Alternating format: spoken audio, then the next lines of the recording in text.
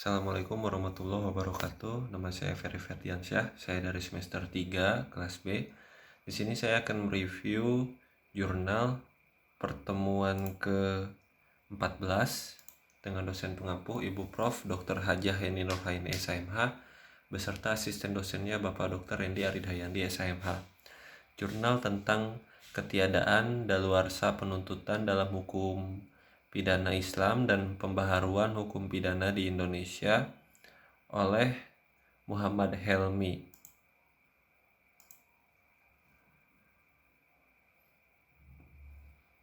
Tindak pidana merupakan pengertian dasar dalam hukum pidana. Tindak pidana merupakan suatu pengertian yuridis. Lain halnya dengan istilah perbuatan jahat atau kejahatan daluarsa dapat diartikan lewatnya waktu yang menjadi sebab gugurnya atau hapusnya hak untuk menuntut dan melaksanakan hukuman terhadap seseorang yang melakukan tindak pidana tersebut. Dalam perspektif Kitab Undang-Undang Hukum Pidana, bahwa pada dasarnya semua pelaku dari suatu tindak pidana harus dituntut di muka sidang pengadilan pidana. Tetapi baik secara umum atau secara khusus, undang-undang menentukan peniadaan dan penghapusan penuntutan dalam hal-hal tertentu karena daluarsa.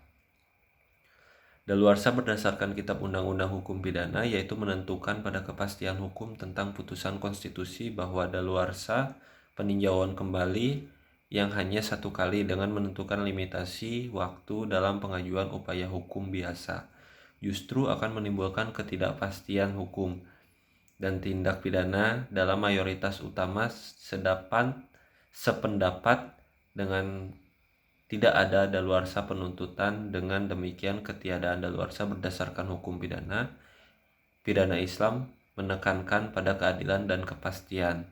Mencapai keadilan tidak terbatas oleh waktu, namun kepastian dalam tindak pidana Islam merupakan langkah dari pembaharuan hukum Islam di Indonesia melalui hukum positif agar hukum di Indonesia dapat mewujudkan keadilan. Mungkin sekian review dari saya. Wassalamualaikum warahmatullahi wabarakatuh.